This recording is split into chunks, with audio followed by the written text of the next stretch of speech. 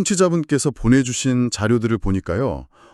아주 근본적인 질문 하나가 딱 떠오르더라고요. 어떤 질문이죠? 왜 기독교 신학은 성경만으로 이야기하지 않고 아리스토텔레스 같은 이방 철학자의 개념에 기대야만 했을까? 아, 자칫하면 성경의 진리를 인간의 철학으로 재단하는 것처럼 보일 수도 있으니까요. 네, 바로 그 지점이 많은 분들이 궁금해하는 부분이고 이번 자료들이 파고드는 핵심이기도 합니다. 그렇군요. 자료의 논지는요, 철학이 성경 위에 서게 하려는 게 아니었다는 겁니다. 아, 그게 아니다. 네, 오히려 성경의 깊은 진리를 더 명확하게 설명하고 또 방어하기 위한 일종의 언어적 도구상자로 썼다는 거죠. 도구상자라. 흥미로운 비유네요. 그럼 첫 번째 도구부터 한번 열어볼까요? 좋습니다. 자료를 보면 사실상 이 도구들을 쓰는 게 선택의 문제가 아니었다. 이런 뉘앙스던데요. 그렇다고 할 수 있습니다. 이미 서구 세계의 지성 자체가 그리스 철학이라는 뭐랄까 운영체제 위에서 돌아가고 있었거든요. 아, 이미 기반이었다는 거군요. 네. 우리가 지금 신학을 논할 때 너무 당연하게 쓰는 영혼이라던가 본질, 형상 같은 단어들 있잖아요. 네, 있죠. 심지어 로고스라는 개념까지 전부 그 철학적 유산 위에 서 있는 겁니다. 그럼 피하고 싶어도 피할 수가 없는. 맞습니다. 우리가 쓰는 언어 자체가 이미 그 영향을 깊이 받은 상태인 거죠. 그러니까 단순히 용어 몇 개를 빌려온 수준이 아니라 우리가 생각하는 틀 자체가 이미 그 위에서 시작된다는 말씀이시군요. 바로 그 지점입니다. 그리고 이게 두 번째 이유로 연결되는데요. 네. 이 배경을 모르면 신학의 역사를 오해하게 된다는 겁니다. 역사를 오해간다고요? 네. 예를 들어서 역사 속의 어떤 신학자가 하나님을 순수 행위, 즉 pure act라고 불렀다고 해보죠. 순수 행위요? 네. 이 아리스토텔레스적인 배경을 모르면 하나님이 그냥 행동만 하신다는 뜻인가 하고 완전히 잘못 이해하게 됩니다. 아, 단어 그대로만 해석해서요? 그렇죠.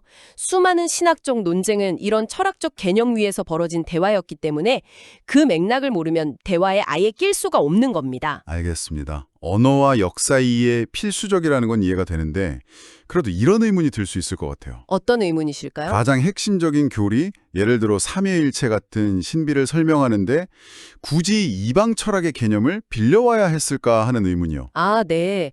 그게 바로 이 논의의 심장부라고 할 수 있습니다. 심장부. 네. 그리고 자료는 그 빌려오는 행위가 교리를 오염시킨 게 아니라고 주장합니다. 오히려요. 네. 오히려 교리를 보호하기 위한 필수적인 방어막이었다는 거죠. 방어막이요? 그렇습니다.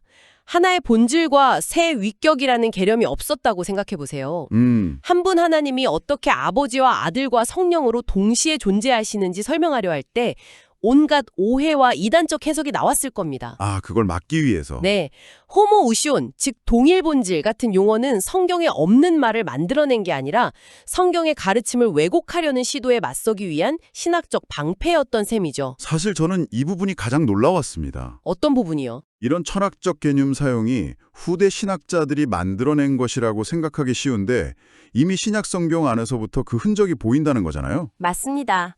후대의 발명품이 아니라는 거죠. 이게 네 번째 이유입니다. 예를 들면 어떤 게 있을까요? 빌립보서에서 예수님을 하나님의 형상이라고 할 때 쓴 모르페나 히브리서에서 아들을 하나님 본체의 형상이라고 할 때 쓴 히포스타시스 같은 단어들이요. 아, 그 단어들이요? 네, 그 단어들이 당대 철학에서는 굉장히 중요한 개념들이었거든요.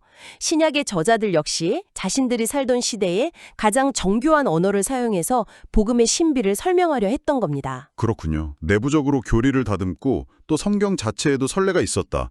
마지막으로 자료가 제시하는 이유는 이걸 외부 세계와의 소통 창고로도 봤다는 점이 흥미로웠습니다. 그렇죠.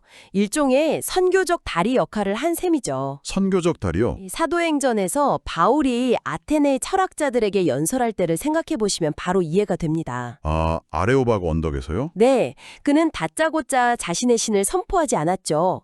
대신 그들의 시에 나오는 알지 못하는 신을 언급하면서 대화를 시작합니다. 맞아요. 그들의 철학을 진리의 원천으로 인정한 건 아니지만 진리로 나아가는 디딤돌이죠. 대화의 출발점으로 삼은 겁니다. 결국 정리해보면 신학과 철학의 관계는 주종 관계 이런 게 아니네요. 절대 아니죠. 훌륭한 건축가가 최고의 메시지를 전달하기 위해 당대 가장 좋은 연장과 설계도를 가져와서 활용한 역사다.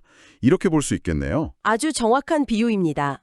핵심은 그 도구들이 메시지를 변질시키는 게 아니라 오히려 시대를 넘어 더 많은 사람들에게 그 의미를 분명하고 정교하게 전달하는 역할을 했다는 점이죠. 물론 그 도구가 목적을 집어삼키지 않도록 늘 경계해야 했겠고요. 물론입니다. 그게 가장 중요하죠. 오늘 이 자료들을 깊이 들여다보면서 청취자분들께서 이런 질문을 한번 품어보시면 어떨까 합니다. 네. 이 자료들은 과거의 신학이 철학이라는 도구를 어떻게 사용했는지 보여줍니다.